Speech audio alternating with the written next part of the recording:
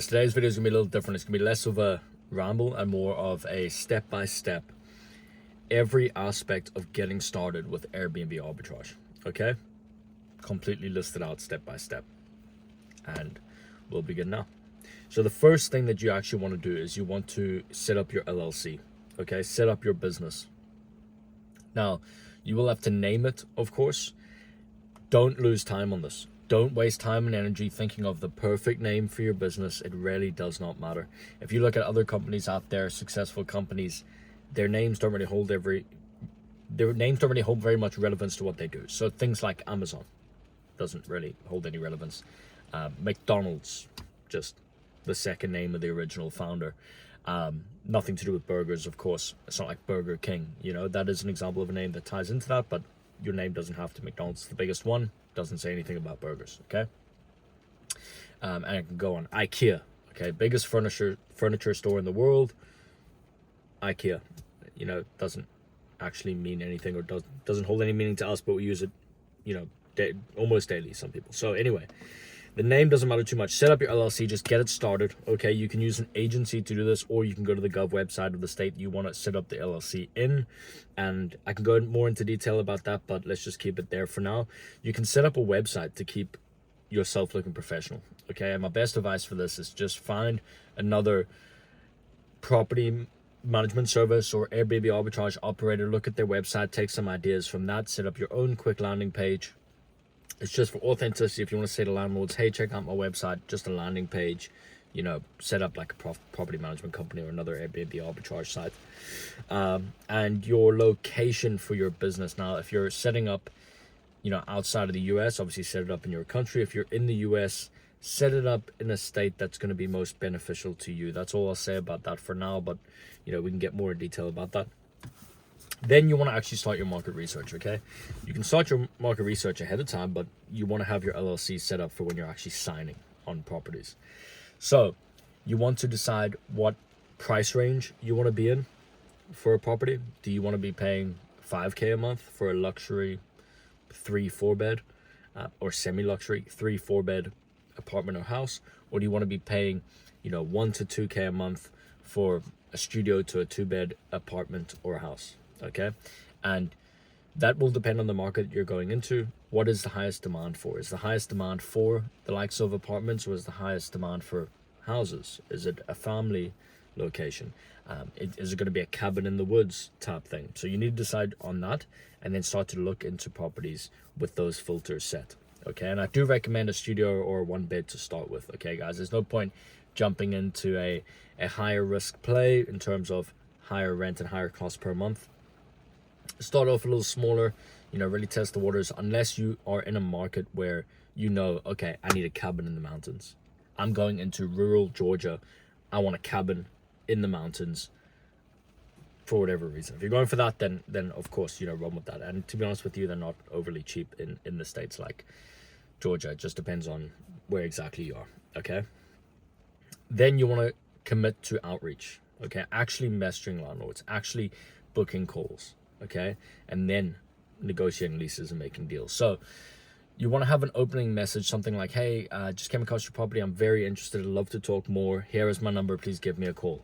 Or, hey, just came across your property, I'm very interested, I'd love to talk more, would you be free for a call? If you send me your number, I can ring you. Or whatever way that you can actually set up the call. Now the thing is, you're going to use sites like Zillow, right? Zillow in the US is the biggest site for finding property, but you do not want to pitch Airbnb arbitrage. You do not want to pitch Airbnb or say that you're going to short-term rental their property at all, okay? Don't mention it on Zillow. Get their number or give them yours, okay? And that's for private landlords. Now, for estate agents, their number will be there. You can just pick up the phone and call them. Hey, I'm interested in X property. Would the landlord be open to me operating a short-term rental? I'm an established business. I have, you know, leases with other landlords in the area. I can, you know, provide testimonials if needed. I run, you know, a successful business here, and I think this property would be perfect to add to my portfolio. Is there a way we can do that? Oh, our landlord isn't really interested in Airbnb, blah, blah, blah. Now, the estate agents are the gatekeepers to this process, and it can get very, very frustrating because they don't actually want to do their job. They don't want to go to the landlord and actually pitch them the proposition. They'll just try and maybe shut you down straight away, a lot of them. Okay, so building relationships with estate agents is important. Like, you could actually just walk into their office, introduce yourself, let them know what you do, give them a business card, look professional. Stand out from the other guys that are just, pitching scams or pitching, BS to them. Okay, and if they are adamant, okay, this individual property, this landlord is not interested in short-term rentals. He stated that specifically. Okay, if you have any future properties that would be similar to this one, I'd be very interested. Look, I'm open to signing longer term leases, blah, blah, blah, blah, blah. Okay, really just sell them on the idea. Then when it comes to, you have a landlord, he's interested. He's going to let you Airbnb his property. He's agreed. Okay, I'm on board. You're going to keep the place clean. You're going to maintain it. You're going to pay me every month. I'm not going to worry about you pulling squatters' rights, not paying your rent and refusing to vacate. Happy days. Let's proceed. Then you need to negotiate, okay? That's when you want to explain to the landlord, hey, look, like, I'm actually going to be furnishing this property to a higher standard. Would you be willing to offer a first month's free rent, because I'm not going to be able to have the property up and running for, maybe a couple weeks. It won't be a couple weeks, but you can explain that. Try get a month's free rent, okay? If you're taking on multiple properties at once, if you're a big baller, you're going all out at once, then you definitely can negotiate a first month's free, no deposit, etc., because you're taking multiple units at once. Now look, you need to understand this from the landlord's perspective. When they want to rent out the property, they want you in there. If you're going to pay them a security deposit, first month's rent, they want you in that property, okay? That's why they're advertising. And the longer that they don't have a tenant, the more money that they lose that they'll never get back. Okay, so say the property's advertised for a month of the year. Well, now they've only got 11 months to make rent. Whereas if they rent it out immediately, well, now they've got 12 months to make rent. Okay, and if it's $2,000 a month, there's a big difference between $24,000 and $22,000. They take a $2,000 hit. So they don't want the property sitting on the market. So as long as you appeal to the pros of what you're offering them, really explain that they're getting themselves a good deal here, a lot of landlords will jump at the bit, to get started with you. Then what you want to do once you have your property, you've signed your lease, okay, now you're furnishing it, okay? Before you actually furnish the property, you need to obtain credit, okay?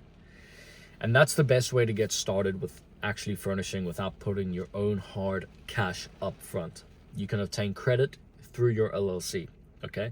And you can stand as, guarantor over that, or you can just do it straight up through your LLC. There are various ways and various different cards, which I'm not going to get specific on right now, but I do explain more. I do have a full video course, which will be in the description below. It's also in my bio. But if you are interested, you can go ahead with that and we can talk more. But the main objective is to get credit, okay? And no interest credit cards, okay? So 9 to 12 months, 0 interest. And that way you can furnish the property and then pay it back through the cash flow that you're making with the short-term rental. Then you want to get your cleaner and maintenance people up and running, okay? If the property is going to be near you, I do advise that you do the cleaning yourself, because you're just going to make a lot more money. That you have a booking, say 3 different bookings a week, okay? A 3-day and 2 days. Okay, that's 3 cleans a week. Say it's $100 a clean, that's $300 a week. If you can do the cleans yourself, or if a family member can do the cleans and you just have one property, then I would say go for that, because it's extra money in the back. That's $300 a week, depending on the unit and depending on the cost of cleaning in that area. That's directly saved back into the business that can get you more properties. That's $1,200 a month, just over. That's an extra property right there. Rent covered. Okay, you understand?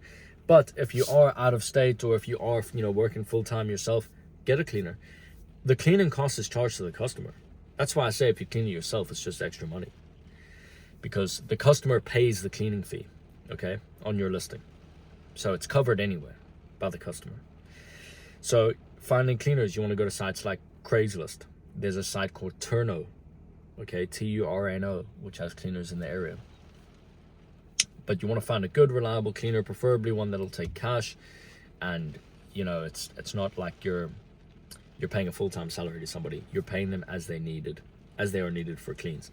And there are ways to set this up that they will automatically get clean notifications. You won't really have to liaise too much, but you will have to set up checklists initially. They're going to have to let you know when certain things have run out in the property that need to be ordered. I'm not going to go much more into detail. Then a maintenance guy. You're going to need somebody to help you hang TVs to start with. to set up the sofa bed, to set up any type of furniture that you need to get for the property if it's unfurnished. If it's fully unfurnished, if it's partly furnished, there will be things you need to get anyway.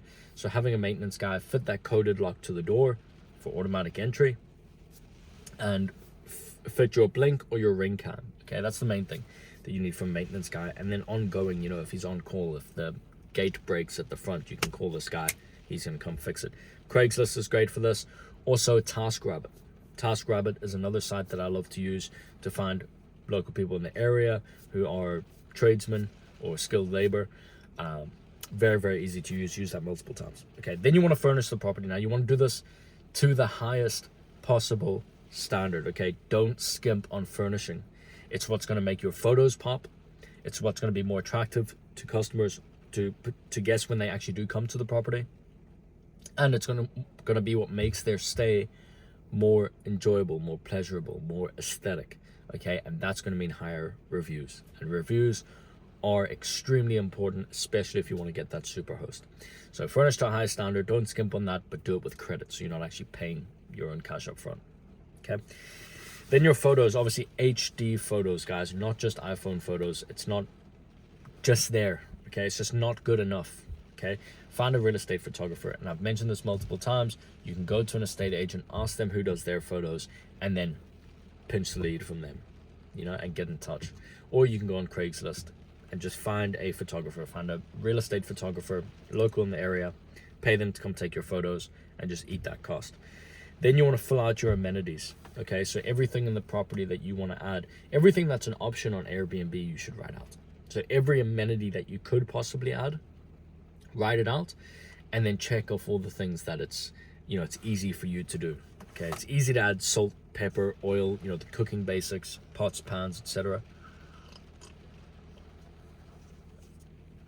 But then you can add things like a cot, like a foldable cot, to attract more families.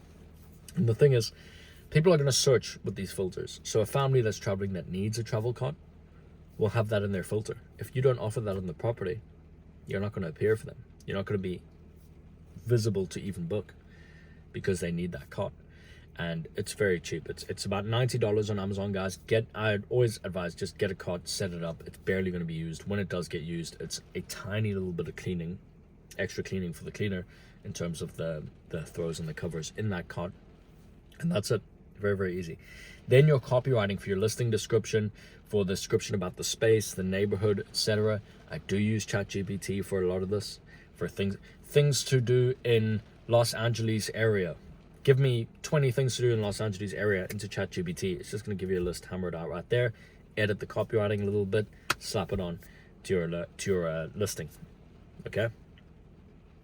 Then what you're going to do, once you've actually set it up on Airbnb, set it up on Booking.com, set it up on VRBO, then you want to connect it to a channel manager. I like to use Guesty, okay, Guesty for hosts, to manage my listings, and that's going to keep everything all in the one place for you to actually manage, and it's going to sync all the calendars between the sites. So when somebody books on Airbnb for a week, it's now going to block off those dates on the calendars in every other short-term site, like Booking.com, VRBO.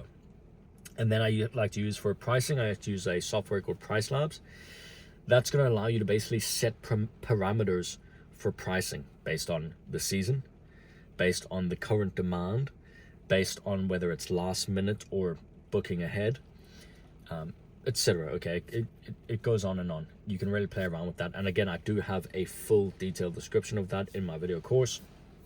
If you do feel like you actually are ready to dive in, that is currently $62, but it's going to go up. And that's a full video course on everything we've gone through now, broken down step by step with screen recording, showing you exactly what to do. Okay. If you feel like you learned something today, guys, hit the subscribe button, hit the like button, and I'll see you in the next one.